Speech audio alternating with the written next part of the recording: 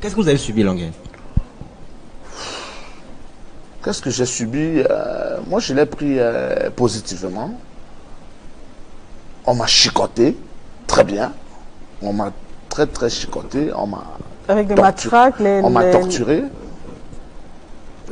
avec la machette, presque à mort. J'ai même pissé du sang.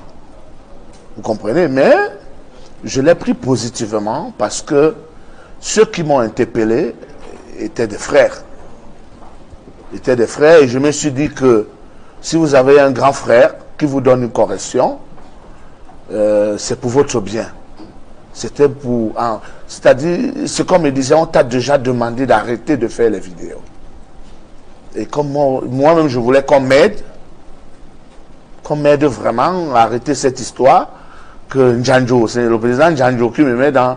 Quand on disait que Ndjanjo, tu as mis Longuet dans des problèmes, je ne comprenais pas pourquoi on disait à Ndjanjo qu'il a mis Longuet dans des problèmes. Parce que c'est lui qui me crée mon compte à Washington.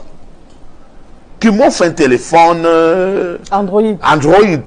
Vous comprenez? Moi, j'avais un téléphone, je n'avais pas WhatsApp. Quand je voyais Adamou shopping, filmer, balancer sur lui, people them not talk, people, oh, dit la vidéo du mec. Je ne comprenais pas ce qu'il voulait dire.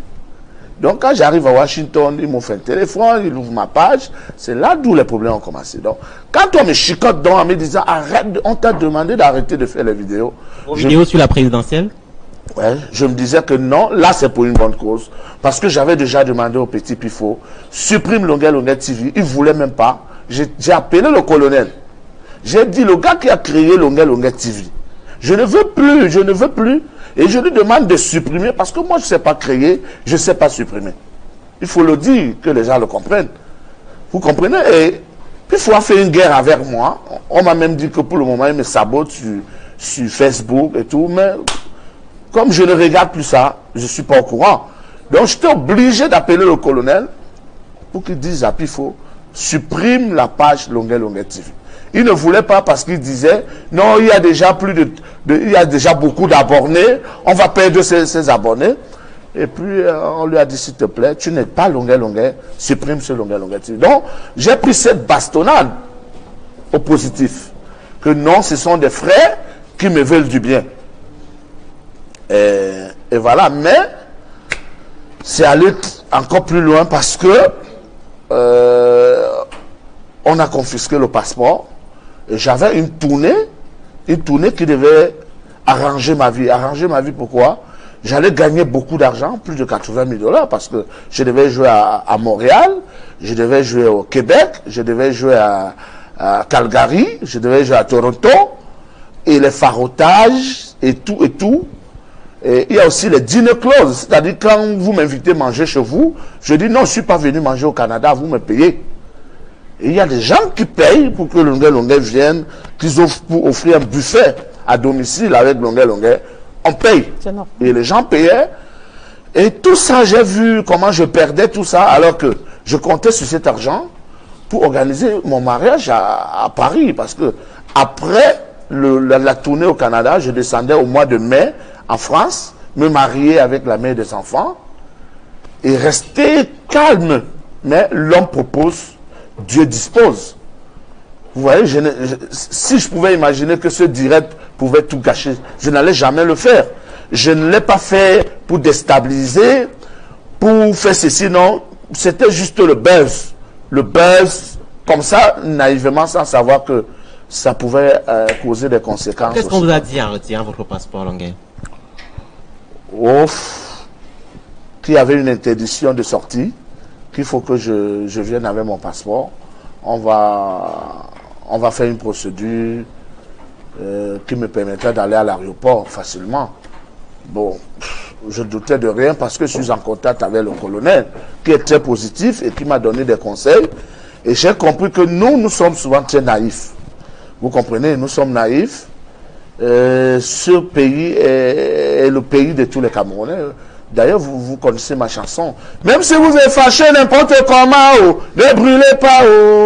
Si le réalisateur peut nous trouver l'affiche de l'album Ne brûlez pas mon pays. J'ai un album, une chanson déjà composée, que j'attendais juste une subvention pour sensibiliser les gens, que même si vous êtes fâché, voilà l'album, ne brûlez pas mon pays, qui est déjà prêt. J'ai demandé une subvention au ministère des Arts, j'ai pas eu. J'ai envoyé des dossiers à la présidence. Aidez-moi à réaliser cet album pour sensibiliser les Camerounais. Même si vous êtes fâché n'importe comment, oh, ne cassez pas mon pays. Oh. Vous comprenez? Et ce qui fait que moi je n'étais pas d'accord avec les Camerounais qui sont allés casser les ambassades. Je n'étais pas d'accord. Je suis d'accord pour le changement, mais sans brûler, sans casser. D'accord.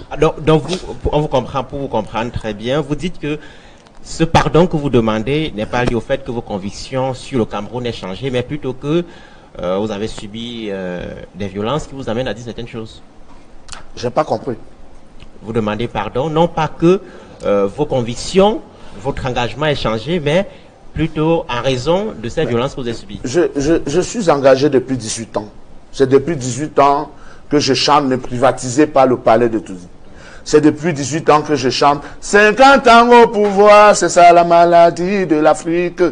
Vous prenez l'argent des Camerounais, vous allez vivre dans les hôtels. On ne m'a jamais inquiété pour ça. On ne m'a jamais interpellé pour ça. Même le colonel, le commandant, il m'a dit non, quand tu chantes tes chansons, on ne t'a jamais interpellé pour ça. On ne t'a jamais interdit de chanter. Mais la vidéo, c'est très grave des déclarations. J'ai dit ok, pour ça je demande pardon. Parce que j'ai donné des déclarations sans avoir des preuves. Mais si on va regarder plus loin, ce n'est pas aussi grave que certains que je vois dans votre télé parler. J'ai pris l'exemple de Koumvondor, de Limbilo Bé, de Guy Parfait Songhai, qui disaient que le président va mourir. Vous comprenez?